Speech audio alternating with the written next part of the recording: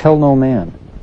Don't tell anyone what you've learned or what you've experienced. And I've wondered for some time about that and been analyzing these passages. But I think the point is it was wise to wait until his time had come and not stir up premature excessive opposition.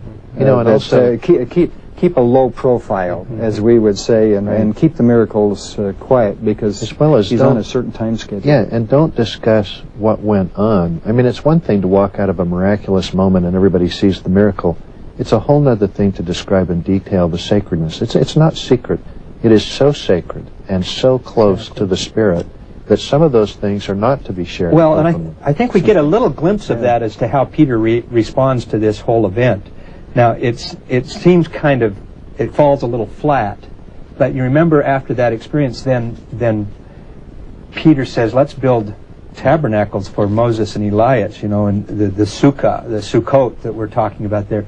But I think that is the only way he could, even in earthly language, say, this is so remarkable, shouldn't we build them some type of... That's the time of year, too. Yes, exactly, and it was what they were celebrating.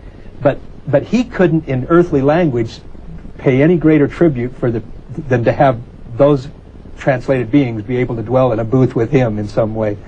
There's something else that I think we need to mention there, is that not only was this a time of great preparation for the 12, and receiving the keys, receiving the endowment of power, being taught clearly of the Savior's atonement. We see that in the Joseph Smith translation of Luke 9, that they're taught very clearly and distinctly what is yet to take place and what has got to take place.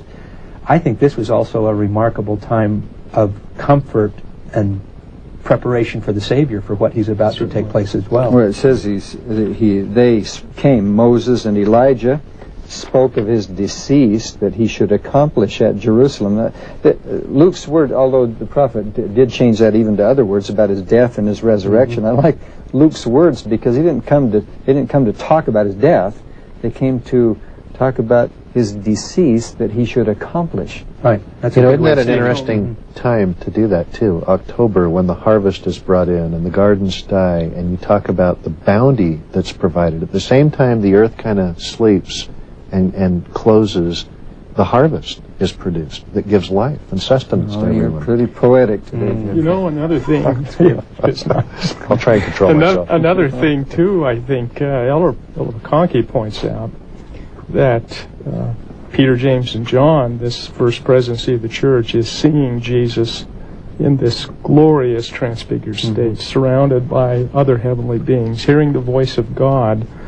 And he suggests in many ways this was a preparation for them for Jesus' future crucifixion. They're going to see him suffer a horrible, terrible death.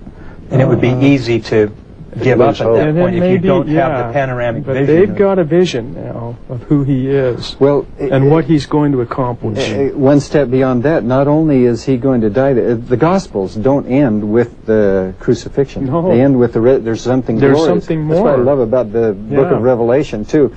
After all these abominations and plagues and catastrophes, then the glorious ending, hey, we're on a winning team. Well, we're going to triumph in the end. 3 or 4 times along the way in the book of Revelation, before John sees the horrible destructions, he's always shown the end result, the celestial kingdom, and those who will be exalted. In fact, in this very occasion, now for a moment we could turn to section 63 and see what else they saw this day of transfiguration. Section 63, verse 20, talks about the time when the day of transfiguration will come for the whole earth.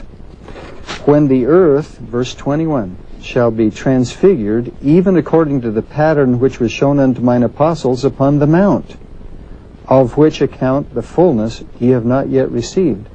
Keys of the kingdom, and endowment, and calling and election sure, and a vision of what the earth would be like during the millennial reign. In other words, the whole triumph. It's not just his soul, his quintessential sacrifice, the atoning sacrifice, but the fact that when everything culminates in the transfiguration of what they were experiencing right then, of the whole earth. Right. So you can see how that is an anchor to their soul and a great motivation that when you face those hardships or when you wonder, does this really matter, you have burned within your mind and soul the whole vision. You remember, as the prophet Joseph said at the early the organization of the church and the early saints, he says, you have no idea what this church is going to do.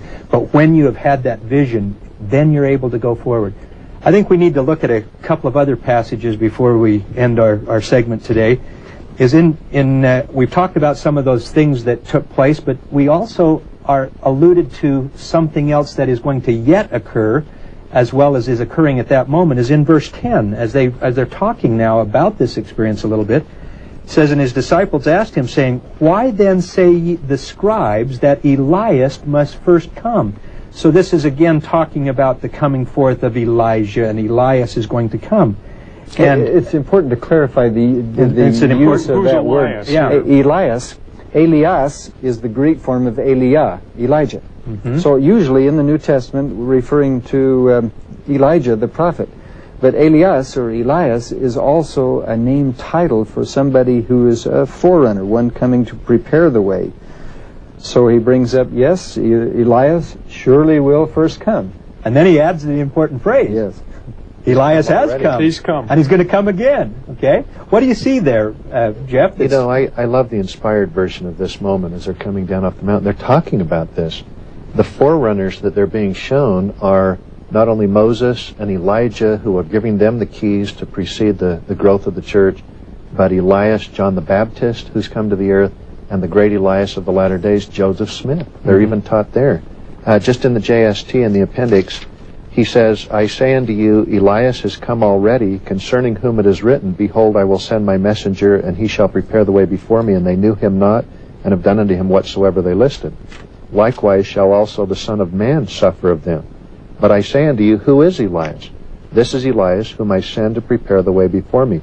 Then the disciples understood that he spake unto them of John the Baptist, and the forerunner. Yeah. And also of another who should come and restore all things, as is written by the prophets. Isn't that interesting? Joseph Look at that Smith. phrase. Isn't that, you've got a preparer of the way, which is John, and John has already come to prepare the way for the ministry of the Messiah.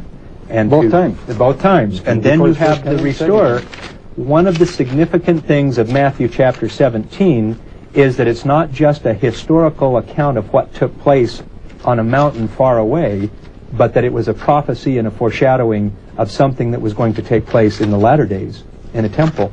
And the same characters are involved. Every single one of them at the Mount of Transfiguration are here in the restoration in these latter days. They knew about the prophet Joseph Smith because they had this vision all the way till the millennial reign.